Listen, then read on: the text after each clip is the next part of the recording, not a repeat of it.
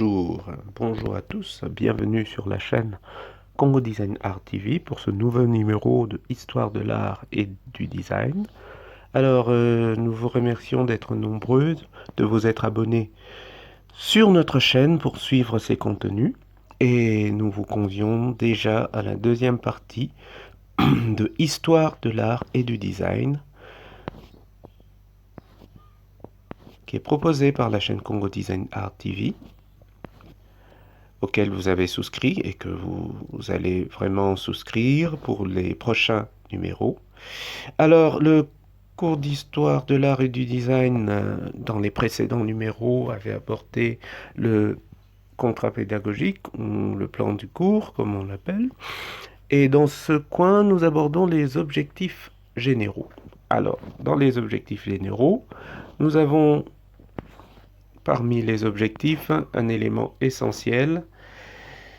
Alors, le module d'histoire de l'art et du design vise premièrement à donner à ceux qui vont y souscrire, ceux qui vont vouloir suivre, de permettre d'explorer la dimension transversale et complémentaire existante entre l'art et le design.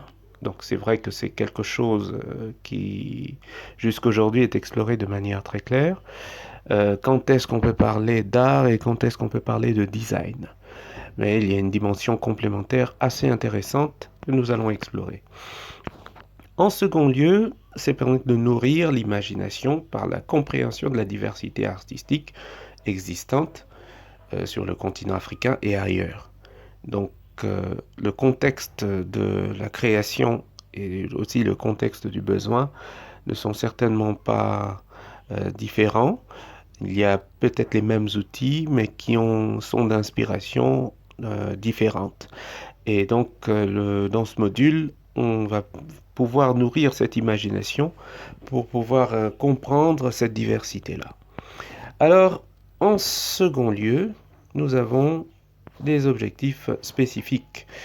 Et parmi les objectifs spécifiques, nous citons très clairement que le cours, ce module d'histoire de l'art et du design vise à rendre capable d'identifier la production en art et en design en tant que futur designer. C'est vrai que pour un designer, l'inspiration ou l'identification de certaines productions peut aider ou peut inspirer à fournir différents types de projets qui sont adaptés ou qui ont un fil conducteur.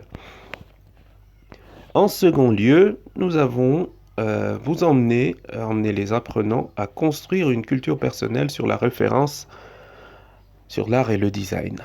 C'est vrai que en tant que futur designer, il y a une notion de référence très claire à avoir parmi les personnes ou parmi les courants artistiques qui sont déjà passés ou parmi les références contemporaines. Et en dernier lieu, nous avons développé chez l'apprenant une pratique de la recherche comparative qui est basée sur les caractères esthétiques et fonctionnels. Donc le caractère esthétique, c'est l'art, différents types de courants, différents types de formes esthétiques. Et le caractère fonctionnel, c'est bien évidemment le design. Alors voilà pour les objectifs spécifiques que nous abordons dans ce module de Histoire de l'art et du design. Donc tout en vous remerciant de vous abonner et de suivre. Donc nous passons au module A. Il y a art et design d'Afrique. Bon, c'est un élément essentiel. On commence par l'Afrique parce que voilà, nous sommes sur le continent africain et parce que l'Afrique est parfois très mal présentée ailleurs. L'Afrique, c'est toujours des images de guerre, toujours des images. Mais ces 20 dernières années, depuis 2000 exactement, il y a beaucoup de progression, beaucoup de choses différentes qui sont affichées et qui nécessitent également une compréhension très importante de ce type de travail. Alors, au niveau du module Art et Design d'Afrique, nous disons que parler d'art et de design en Afrique, c'est d'abord et avant tout parler de l'Afrique en elle-même. C'est d'abord parler de l'Afrique en elle-même. Donc ce continent, qu'est-ce qu'on en sait? Qu'est-ce qu'on doit en retenir? Et qu'est-ce qui est essentiel? Et c'est pour ça que nous avons mis une rubrique qui s'appelle Comprendre l'Afrique en quelques chiffres. L'Afrique, avec des chiffres, puisqu'il s'agit de statistiques, est assez importante. En termes de population, l'Afrique a 1,2 milliard de personnes. Sur 7 milliards mondiales, nous avons 1,2 milliard de personnes qui sont en constante croissance. Ça veut dire également que du point de vue de la démographie de la surface, c'est le deuxième plus grand continent au monde, avec ses 30 millions, excusez-moi, de superficie. L'Afrique a la taille d'une part importante parmi les continents et 50% de la population de l'Afrique a moins de 18 ans. Donc vous prenez les 1,2 milliard de personnes divisé par 2, ce sont des jeunes. Donc une Afrique tout remplie de jeunesse, de vigueur, mais aussi de potentiel. Nous continuons sur cette lancée en vous montrant l'un des tableaux qui est fait par l'African Statistical Yearbook en 2011. C'est vrai que c'est assez ancien, mais ça vous montre un peu un côté dynamique au niveau du tourisme. Alors l'un des pays qui est phare à ce niveau-là, c'est l'Égypte, qui compte 11 914 000 visiteurs par an. Ce n'est pas rien. Là, nous suivi du Maroc, de l'Afrique du Sud, plutôt de l'Afrique du Sud qui a 9 millions de visiteurs. Alors le Maroc, il y en a 8 341 000. Et la Tunisie qui a 6 901 000 visiteurs. Et nous prenons le Ghana, l'Angola, le Botswana, le Mozambique, la Tanzanie, le Kenya qui a 1 million de visiteurs, l'Ouganda qui a 817 000 et le Rwanda qui a 699 000. Je crois que cette visite a certainement changé depuis, puisque nous sommes en 2011. Et bon, bien évidemment, les statistiques des autres pays en termes de tourisme est un peu différent. Nous prenons un pays comme l'Angola qui a 366 000 visiteurs par an. Donc, ce qui montre que, en termes de visites, si on additionne tous ces nombres, l'Afrique a quand même une place importante dans les visites, dans le tourisme. Alors, nous passons à l'autre tableau qui est fait par le bureau d'études McKinsey et compagnie, qui nous donne 8 tableaux, qui nous donne 8 sous-tableaux, qui sont des tableaux qui ne sont pas moins importants. En termes de dépenses de consommateurs, l'Afrique, c'est le premier tableau en haut à gauche, 5 600 milliards de dollars de dépenses de la part des consommateurs d'ici 2025. Nous sommes en 2022. Donc si vous divisez 5 600 milliards de dollars, bien qu'il y a des pays phares sur lesquels ces dépenses sont faites, ce n'est pas rien du tout pour les entreprises. Nous avons 1,2 milliard de personnes, ça nous l'avons évoqué, et ça devrait doubler d'ici 2050. Donc nous pouvons nous retrouver avec 2,4 milliards de personnes, soit quand même le 1 tiers de la population mondiale. Ce n'est pas rien. Un tiers par rapport à 7 milliards, un tiers virgule quelque chose. Nous avons 30 millions de kilomètres carrés de terre. Ce n'est pas rien non plus. Et dans cette perspective, il y a 400 entreprises en Afrique dont le revenu annuel dépasse le milliard de dollars. 400 entreprises qui vous font 1 milliard de dollars, ça fait 400 milliards de dollars de revenus par an. Donc si on fait les calculs, nous avons 122 millions de clients de services financiers mobiles. En sachant que l'Afrique n'a pas un taux de bancarisation très élevé, mais l'Internet et les services de paiement par mobile ont pris une ascension vraiment très fulgurante ces dernières années.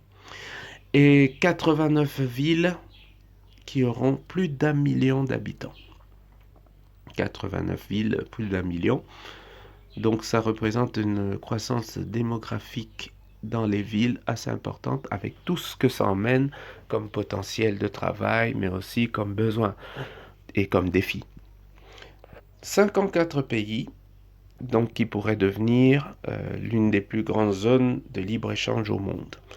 Vous avez entendu parler de la zone continentale. C'est vrai que ça va se mettre en place de manière à son rythme, mais c'est déjà un cadre légal qui va constituer un échange assez direct. Donc le Congo que nous sommes, nous devrions vraiment nous préparer à faire face à ce type d'échange et avoir des produits qui peuvent être compétitifs par rapport aux produits de la sous-région déjà.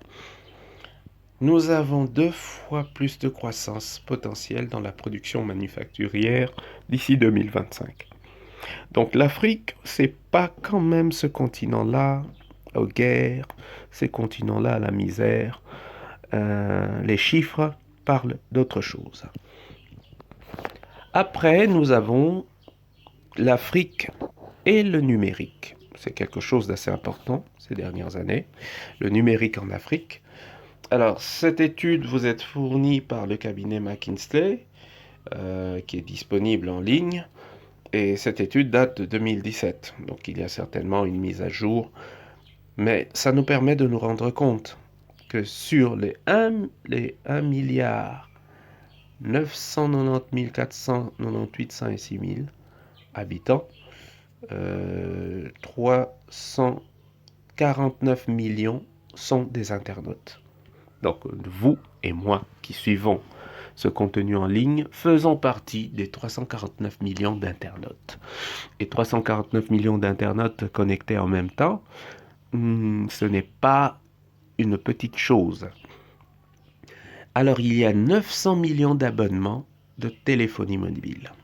Donc quand vous voyez que il y a des compagnies de téléphonie mobile qui font des rachats d'autres compagnies de téléphonie mobile, ce n'est pas pour rien, c'est que la part de marché est énorme et les bénéfices et le service à offrir pour innover dans ce coin, pour marquer sa présence, sont aussi les bienvenus.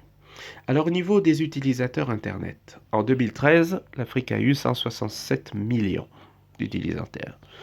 Mais en 2025, il y aura 600 millions selon les prévisions. Donc 600 millions, c'est un demi-milliard. C'est la moitié, pratiquement la moitié de la population qui va être connectée, qui vont devenir des utilisateurs d'Internet. Donc évidemment, le e-learning, les sessions d'enseignement à distance, la formation, ça deviendra extrêmement importante puisque les universités ou les écoles qui vont proposer ce service vont être assez compétitifs. Au niveau des smartphones, en 2013, c'est 67 millions, mais en 2025, ce sera 300 millions. Et en 2025, 300 millions, c'est peut-être un quart du milliard. Et 300 millions d'utilisateurs, c'est-à-dire 300 millions de personnes qui achètent des téléphones qui offrent un accès à Internet à grande vitesse. Donc ça représente beaucoup d'argent pour les marques. Au niveau des réseaux sociaux, pour Facebook, c'est 126 millions d'utilisateurs. Pour LinkedIn, c'est 20 millions d'utilisateurs. Vous voyez que 20 millions de personnes qui utilisent et qui sont prêtes à payer pour utiliser un service, ça représente une forme de revenu très très important. Au niveau de la contribution d'Internet au PIB du continent, nous avons en 2013 18 milliards de dollars sur l'ensemble du continent. Et en 2025, c'est 300 milliards de dollars. Pour le marché du e-learning, Pour ceux qui le savent, le e-learning, c'est vraiment l'enseignement à distance et tout ce qu'on a avec les cours, les MOOCs qui sont faits en ligne, certains payants, certains gratuits. C'est de l'enseignement à distance et nous avons 530 milliards de dollars en jeu. Dans le marché du e-commerce, en 2013, l'Afrique avait 8 milliards de dollars.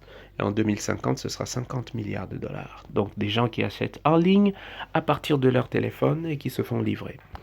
Donc il y a une floraison de ce type de travail, de ce type de marché.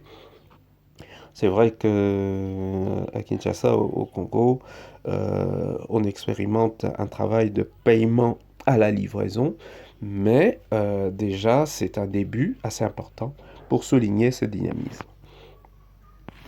Nous continuons donc avec les pays africains les plus connectés en 2016.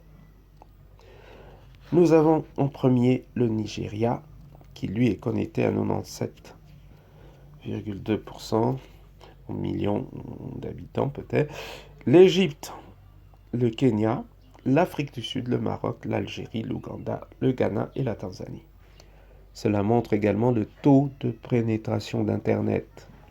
Donc Internet, son utilisation quotidienne et l'utilisation de tous les services qui sont rattachés.